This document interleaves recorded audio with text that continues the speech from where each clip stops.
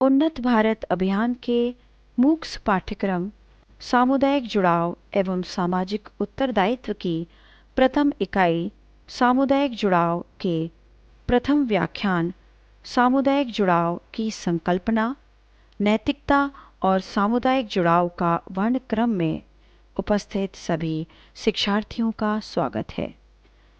व्याख्यान के पंचम भाग में सामुदायिक जुड़ाव और संकट, संकट प्रबंधन के चरण विषय पर चर्चा की जाएगी।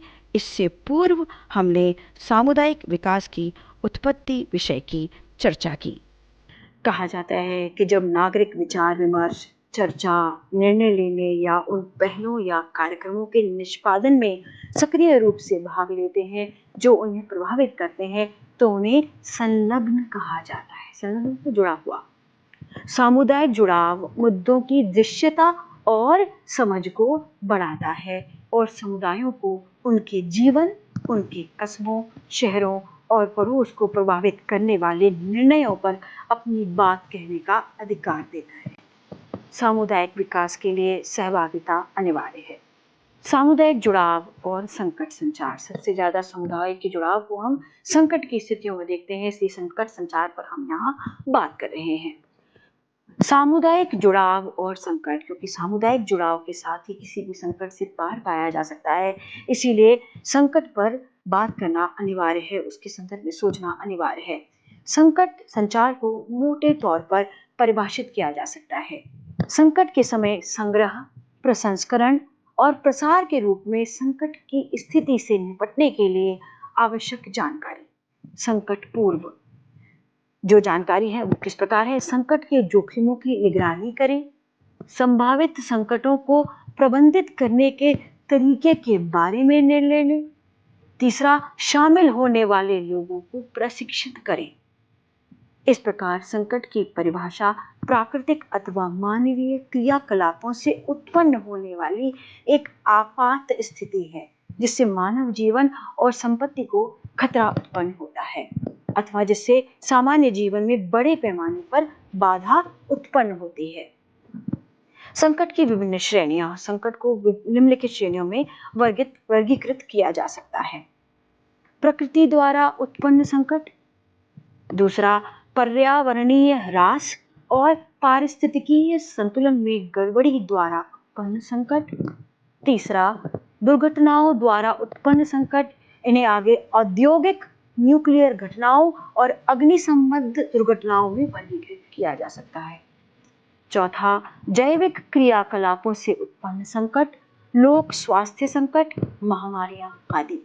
पांचवा, हिंसक तत्वों द्वारा उत्पन्न युद्ध, आतंकवाद, उग्रवाद, घुसपैठ आदि, ये भी संकट की स्थितियां। छठवां, संचार प्रणाली सहित मुख्य अवसंरचना या सुविधा में बाधा, विफलता, बड़े स्तर पर हड़ताल आदि से उत्पन्न संकट। और सातवां, अनियंत्रित भीड़ द्वारा उत्पन्न संकट। संकट आपदा प्रबंधन के चरण। संकट आपदा के जो चरण हैं प्राय 3 माने गए हैं। इसमें सबसे पहला है संकट पूर्व की तैयारी या संकट पूर्व। यह ऐसी अवधि है जब संभावित खतरे के जोखिम और सुभेद्यता का आकलन कर संकट के निवारण तथा इसके वास्तविक स्वरूप को कम करने के लिए उपाय किए जा सकते हैं। इसमें बाढ़ रोकने के लिए बांध के निर्माण, सिंचाई सुविधाएं सृजित करने के अलावा या अथवा बढ़ाने, भूस्खलन की घटना कम करने के लिए वृक्षारोपण करने और भूकंप रोधी संरचनाओं के निर्माण और सुदृढ़ या पर्यावरण प्रबंधन जैसे दीर्घावधिक निवारण उपाय शामिल हैं। दूसरा, संकट को कई अल्पावधिक उपायों के माध्यम से भी कम किया जा सकता है, जो या तो खतरे की सीमा और तीव्रता को कम कर संशोधित कर सकते हैं अथवा जोखिम या प्रबंधन की क्षमता को सुधार सकते हैं। जल निकासी प्रणालियों का उचित रखरखाव, खतरों के जोखिम को कम करने के लिए बेहतर जागरूकता और जन शिक्षा अभियान आदि। तीसरा, विभिन्न श्रेणियों की आपदाओं को कम करने के उपाय भिन्न भिन्न हो सकते हैं।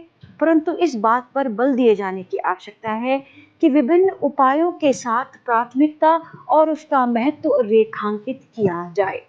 इसके लिए एक उपयुक्त कानूनी और प्रचलनात्मक ढांचा अनिवार्य है।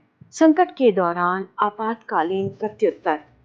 इस चरण में कई प्राथमिक क्रियाकलाप अनिवार्य हो जाते हैं, जिनमें निकासी, खोज, बचाव और इसके बाद की बुनियादी आवश्यकताएं, वस्त्र, आश्रय स्थल, दवाइयां, प्रभावित समुदाय का जीवन सामान्य करने के लिए जरूरी हैं। संकट पश्चात। यह ऐसा चरण है जब शीघ्र समाधान प्राप्त करने और सुवेद्यता अथवा जोखिम कम करने के लिए प्रयास किए जाते हैं। इसमें वे कार्यकलाप शामिल होते हैं जो पुनर्वास और पुनर्निर्माण के 2 चरणों को सम्मिलित करते हैं, जो निम्नलिखित हैं। पहला पुनर्वास और दूसरा पुनर्निर्माण। आपदा जोखिम की कमी का ढांचा।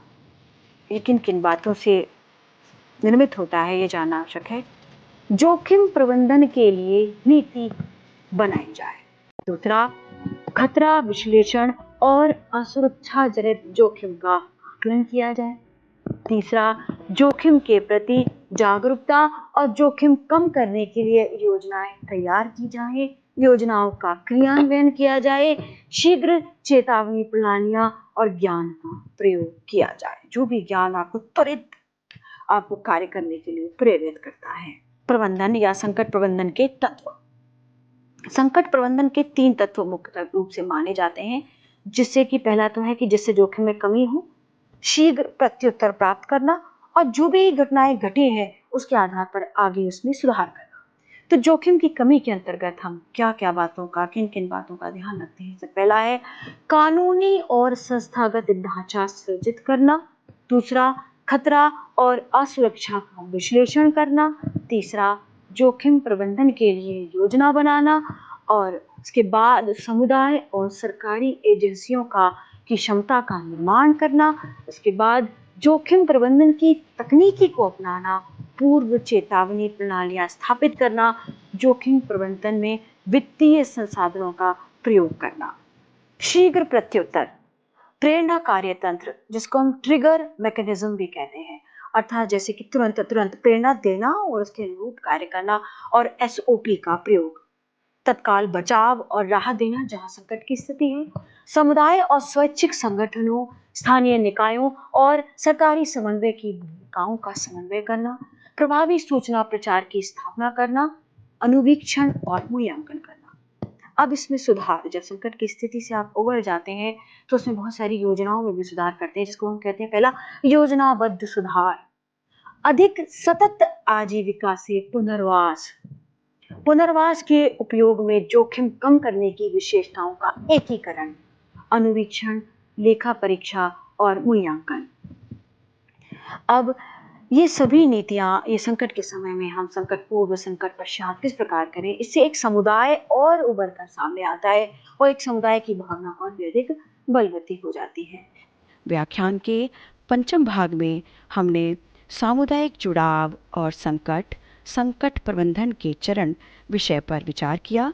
अगले भाग में हम C4D सामाजिक लामबंदी इस विषय पर विचार करेंगे। हमसे जुड़ने के लिए धन्यवाद। नमस्कार।